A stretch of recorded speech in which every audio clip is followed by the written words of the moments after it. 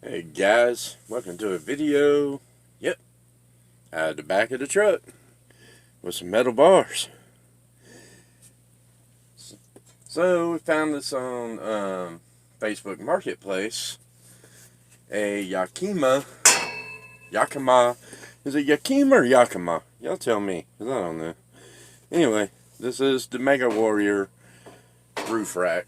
This one here is I believe it was 52 inches wide by 48 inches long, or it may be 48 by 52.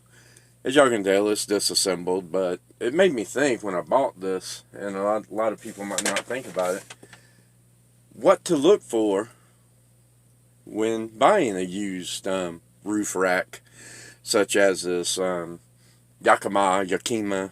I don't know, I just like the way Yakima sounds better. I don't know why. I'm from Georgia, y'all. I'm redneck. Anyway, so let's get started.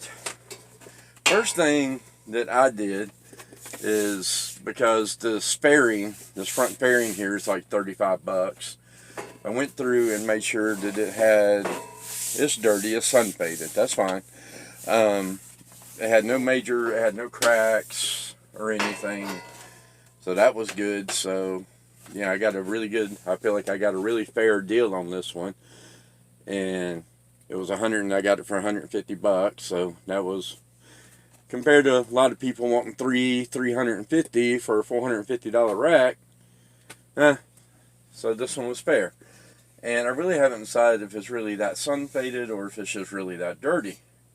Anyway, so another thing we want to come and do is inspect all the welds. Let's make sure that there's not it looks like there might be a little surface rust here. I need to get this thing home and get it cleaned up. But make sure there's no broken welds. Just squeeze the bars like this. And if there's a broken weld, you'll feel it. So just go through all the bars, give them a squeeze. Everything feels good. In here is stick your finger down in the holes. Yeah, anyway. Down in the, there, get the situated where I can see what I'm even talking about. Okay, here. Down in each of the 4 holes, there are going to be little rubber ball plugs in there. Those are actually important to be in there because that stops water and all from getting inside the legs and rusting the bars out. And actually over here, 2 of them are going to have the rubber balls. And then if we get over here and if we can look down in here, that one looks like you can almost pull it out.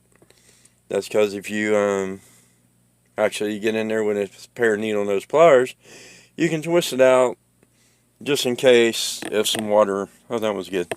Just in case some water got down in there, you can twist and pull that plug out and drain the water out. So there will be 2 of the bars with 2 of those style plugs.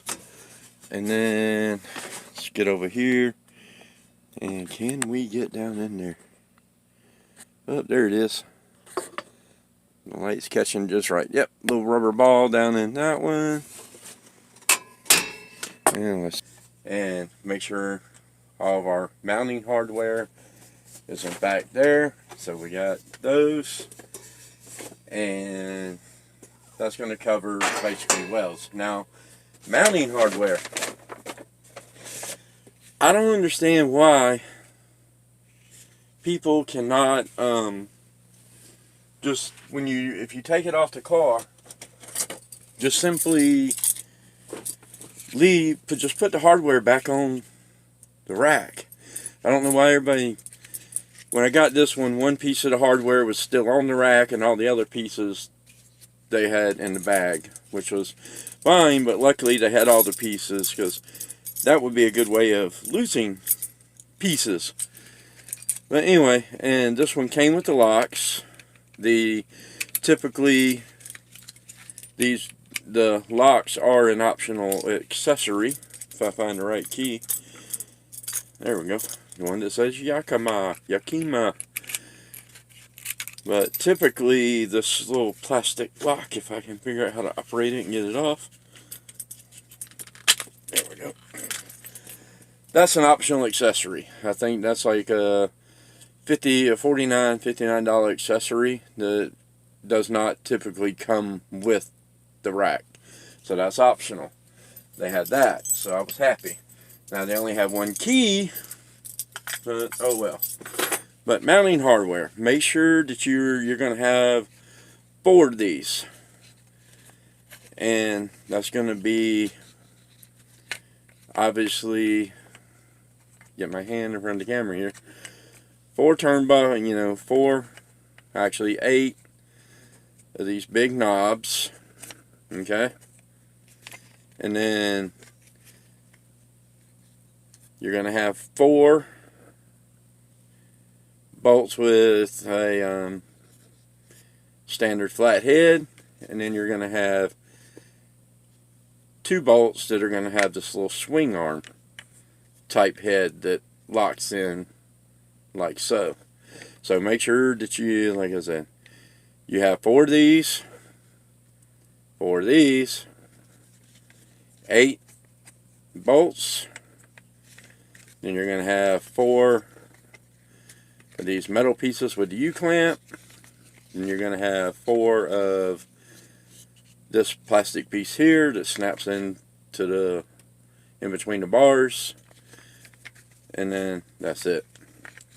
Now, yeah, I think that about covers it.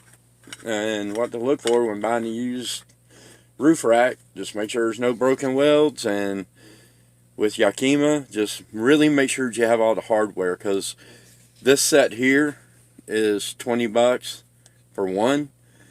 So if you had to buy all 4, that's $80. So if you spent, bought this rack off somebody for $200 and you got to spend 80 or even 20 or 40 for any of the hardware, you didn't really get a good deal at all. So, and if you have a broken weld or anything, that should be a deal breaker. Or if you know how to weld, cut the price down. If anything's missing, definitely cut the price down. Cracked fairing, like I said, I think that's like $35. Or if any hardware pieces, Yakima parts are expensive. Oh, and y'all notice that this one, sorry, I almost forgot. Notice that this one is taken apart, and you should definitely have 4 screws. I'm gonna go ahead and take one of these out of here. Oh, a pretty pink IKEA bag. Did I buy this from a woman? Anyway, you should have 4 of these machine screws and 4 plastic washers. Now, the machine screws you could easily find a replacement for, but that little plastic washer, that's not going to be quite as easy to find. So make sure that you have everything in the inspection. That's about it, guys. And guess when I get home, we'll do a video. It's hard to find a good video of somebody actually installing a Yakima Load Warrior or Mega Warrior or Load Warrior rack. There's one guy doing an unboxing. Anyway. Alright, y'all. We'll catch y'all in the next one.